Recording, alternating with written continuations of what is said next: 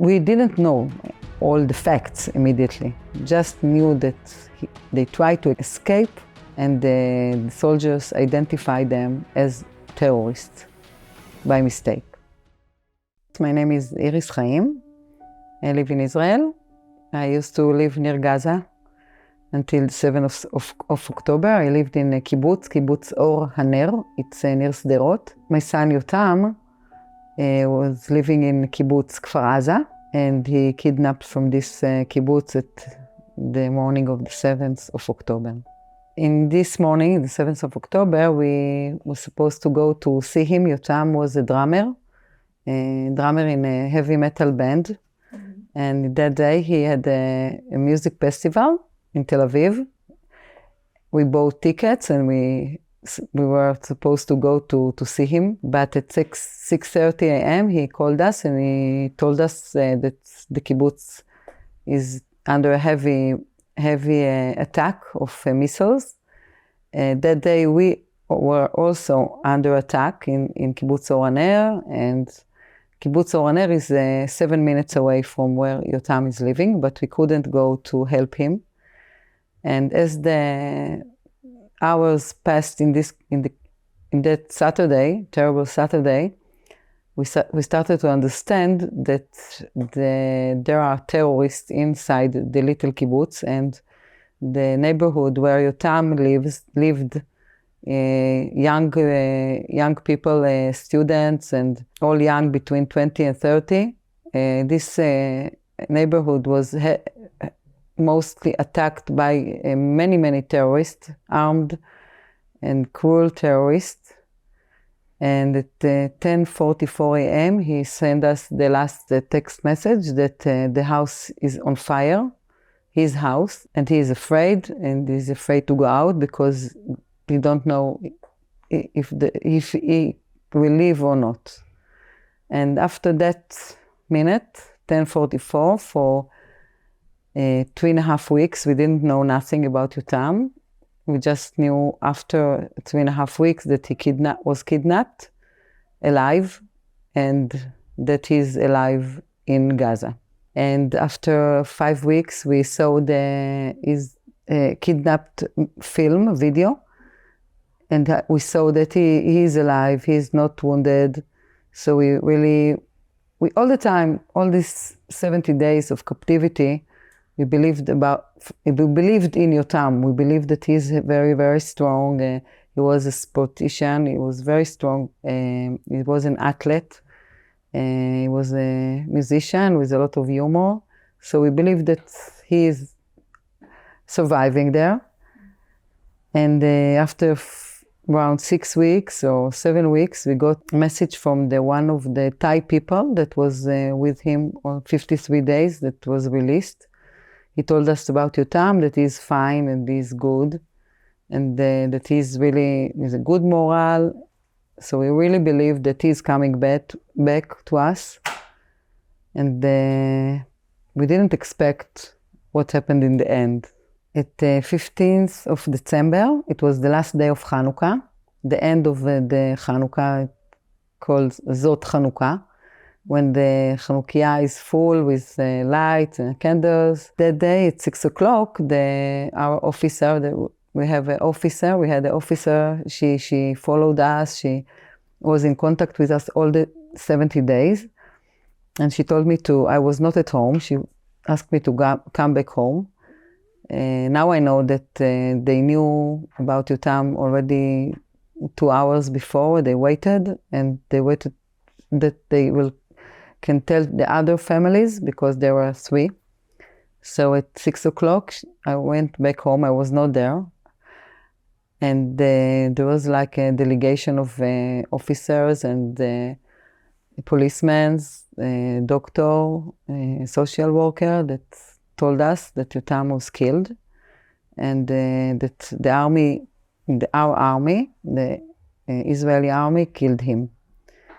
And of course, it was a terrible shock for us, because we knew that a few days before, we knew about Yotam, that he is okay, so we couldn't understand, we couldn't believe. It was the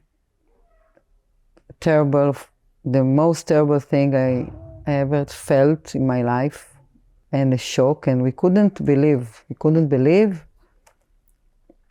But the first thing that my husband's, Yotam have a father, my husband, Aviv, and he have a brother and sister.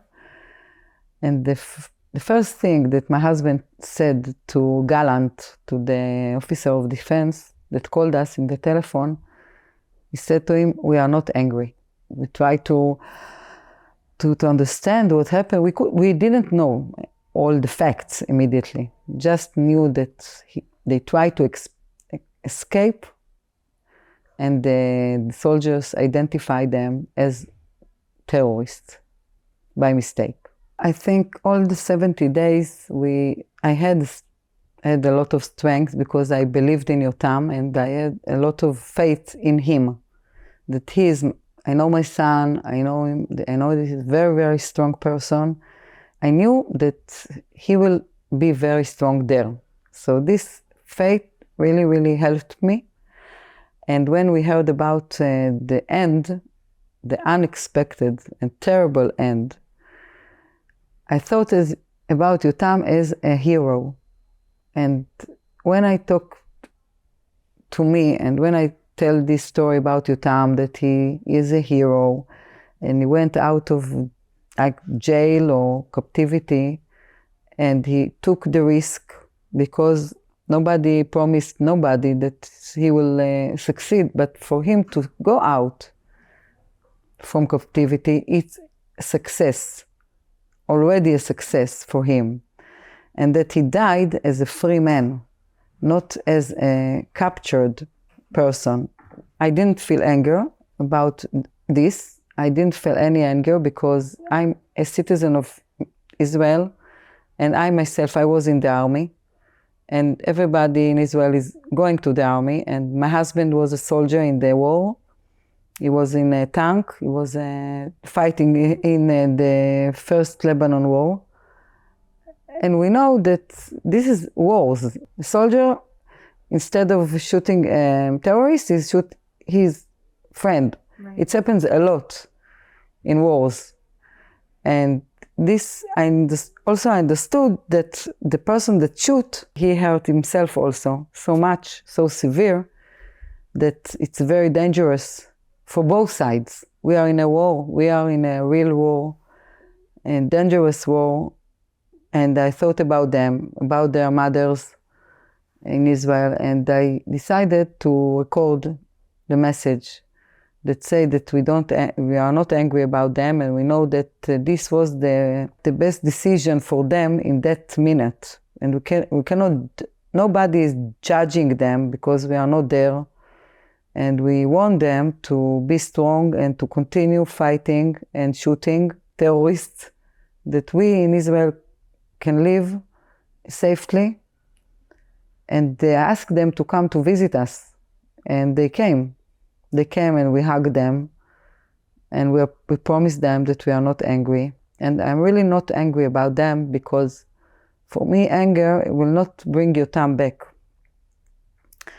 So I'm choosing also not to deal with anger, just to think positively about Yotam.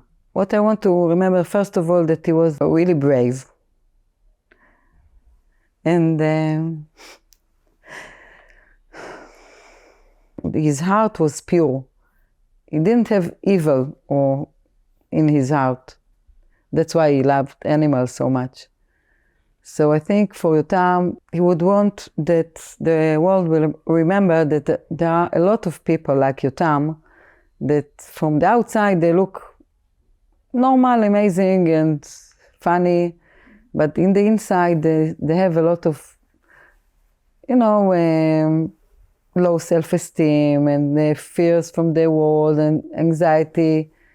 And just to look a little bit more and try to understand them.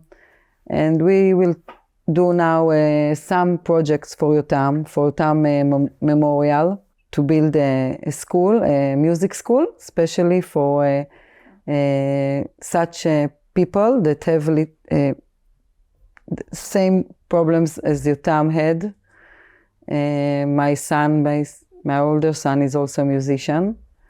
And we will do some project that include music, animals, and sport. And that's what gives me also a lot of strength to do positive things now and to be in the positive way of life and to continue things in Israel, maybe in the world, for his memorial. And this is our way to handle the, like you said, the tragedy. My message now to Kol Am Yisrael, to all of the Am Yisrael in Israel and in outside in Israel, that there's no another place for Israelis, for Jewish people, just to live in Israel, and we must continue to keep and to guard our home, because if we thought until now that there is a way to live near our enemies, I understand now that we must protect and be very, very strong, and for that we need to be united. We need to be united inside Israel and outside of Israel. And there is no matter now, not now and not in the future, if I am religious or not religious, if I am from the right or from the left, if I live in a kibbutz or in the city, if I'm Faradi or Ashkenazi, we're all the same, we're all the same people, we all have the same purpose, to continue and to live safely in Israel. For me, I live in there, so I want to live there. I need the support of the world, the free world, to understand that Hamas terrorist is against all the world. It's not just against Israel, it's against all the free people, and that it can happen anywhere that there are Jews, and after the Jews there will come all the others free people. I understood very quickly after the 7th. My son Yotam was a musician, he was not a soldier, and as Yotam died after 70 days in captivity, but there are so many people that died at the same day, the 7th, 1,400 killed the same day. For me, what's giving me a little bit of support, to understand that he was part of something. He was part of a battle for the freedom of Israel, of the Jewish people. And it gives me comfort.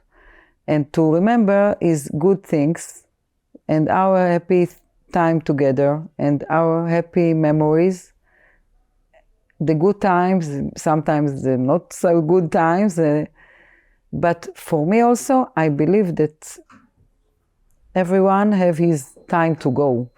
I'm also a palliative nurse. I'm giving support to end of life care. I'm giving like support, and I know that people are dying. Sometimes they are dying from disease, sometimes from a war, sometimes it's from suicide, poison, murder, but it's part of our life. We cannot choose it. And for me, the way that Yotam went out now, it has a meaning. And I'm trying to give the meaning to his death. It's not just a death. He died for something. And I will continue to memorize him with good things. And I think if you find like the meaning, you can go on. If you can understand maybe why it's happened, for the good, not for the bad. So it's helping me. I know that my son died as a Jew, and all the others that died in this war and murdered, the Hamas didn't check if they were religious or not religious. So for me, the fact that he died as a Jew is a lot, because it connects him and us to the Jewish people, to our nation. So for me, Yotam now, I believe in that he is in a good place in heaven, nice for him, and he's watching me. I miss him a lot.